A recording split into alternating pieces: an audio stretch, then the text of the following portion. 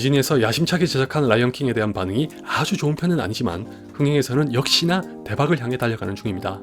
개봉 2주차를 막 지난 시점에 벌써 10억 달러 돌파를 눈앞에 두고 있는데 뭐 이런 결과는 일찌감치 예상했던 대로입니다. 디즈니가 고전 애니메이션을 영화로 옮기고 있는 이유가 바로 이거니까요. 그럼에도 불구하고 저를 비롯해 적지 않은 분들께서 라이온킹에게 만족하지 못한 건 가이드 리뷰에서 말씀드렸다시피 원작과는 달라도 너무 달라진 톤 때문일 거라고 생각합니다. 진지할 때 진지하고 가벼울 때 가벼우면서 희로애락을 선사했던 애니메이션과 달리 영화는 시종일관 무겁고 진지한 분위기 일색이라 이질감이나 거부감을 느낄 만도 하죠. 그렇기 때문에 북미에서 라이온킹을 호평할 때 가장 자주 나오는 단어 중 두 개가 샤포샷이랑 소울리스입니다. 전자의 경우는 말 그대로 별도의 변주 없이 원작의 장면 하나하나를 그대로 모방했다는 뜻에서 실패한 리메이크 영화를 비판할 때 자주 쓰는 표현이지만 개인적으로 라이온킹에 대해 그렇다고 하는 건 동의하지 않습니다. 왜냐하면 차라리 원작과 똑같았더라면 지금보다 훨씬 더 재밌었을 것 같지만 지금의 라이온킹은 그렇지 않아서 문제거든요. 아마도 이런 평가를 하고 있는 건 알라딘과 자연스레 비교가 돼서 그런 게 아닐까 하는데 알라딘은 개봉 전에 가이리치 감독과 윌 스미스가 불안을 초래했으나 막상 뚜껑을 열어보니 이게 웬걸요? 제가 어떻게 봤는지와는 별개로 두 사람 다 예상을 훌쩍 뛰어넘으면서 내적으로 보나 외적으로 보나 상당히 현대적인 감각을 더해 영화라서 가능한 생동감, 박진감, 입체감 등을 한껏 끌어올려 대단한 호응을 얻었으나 사실 이건 알라딘이 굉장히 특이하게 잘 된 겁니다. 디즈니만이 아니라 다른 모든 리메이크의 사례를 보더라도 변주의 소극적인 영화가 훨씬 더 많아서 이걸 가지고 두 영화를 비교하는 건 좀 가혹할 수도 있지만 각본만 놓고 봤을 때는 알라딘에 비해 라이온킹은 상당히 보수적인 자세를 취하고 있다는 것만큼은 틀림없습니다. 단적인 예가 바로 두 영화의 여성 캐릭터들이 노래를 부르는 장면입니다. 알라딘에서 나오미 스콧이 스피치리스를 부르는 장면은 일단 노래와 연기도 좋았거니와 일련의 영화들처럼 페미니즘을 접목한답시고 무리수와 자충수를 남발하는 짓은 하지 않으면서도 여성 캐릭터의 역할과 비중을 원작보다 높였죠. 덕분에 많은 사람들에게 알라딘에서 가장 기억에 남는 명장면으로 만들었다는 것도 영화화가 충분히 성공적이었다는 걸 알 수 있게 합니다.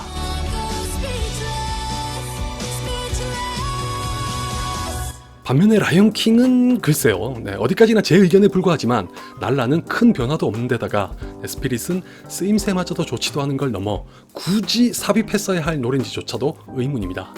설상가상 제 기억이 맞다면 그냥 대지를 달리는 장면에서 흘러나온 탓에 전혀 인상적이지도 않아서 비욘세의 능력을 허비시켰다고 볼 수밖에 없지 않을까요? 더 나아가 라이온킹은 다른 노래들까지 대폭 축소한 탓에 원작이 가졌던 뮤지컬로서의 매력을 모조리 날린 셈이나 마찬가지라 소울리스라는 비판을 들을 수밖에 없었습니다. 대표적으로 두 작품의 스카만 비교해봐도 왜 저런 지적이 나오는지 알 수 있죠.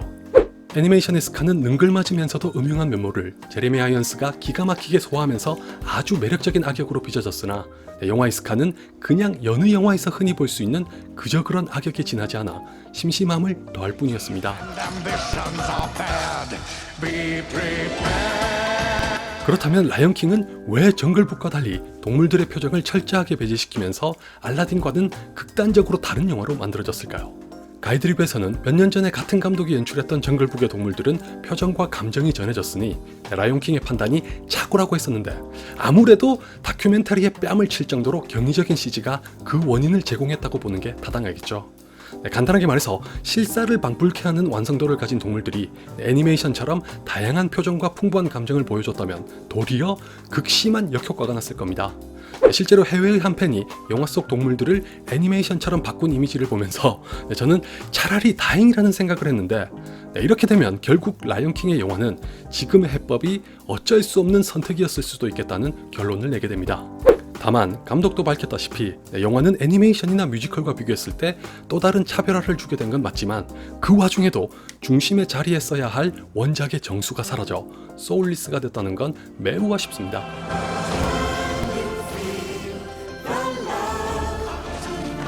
참고로 정글북의 경우는 근본적으로 라이온킹과 조건이 비슷하면서도 다릅니다. 정글북에는 모글리가 있고 모글리는 주인공인 동시에 실제 배우가 연기한 인간이라 감정을 전달하는데 용이하기 때문입니다.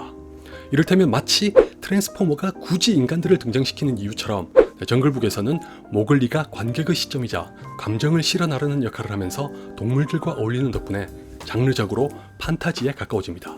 다시 말해 정글북은 이 작은 차이가 큰 이점으로 작용해 관객들을 설득할 수 있게 되면서 일부 동물들에게 조심스럽게 표정과 감정을 부여하고 이런 장면까지 연출했는데 Wherever I wander, wherever I roam. 유감스럽게도 라이언킹에는 애초에 모글리 같은 캐릭터가 없죠.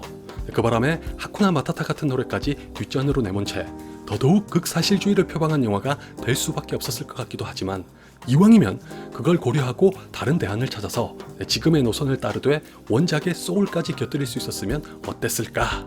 라고 하면 제 욕심이 너무 큰 걸까요?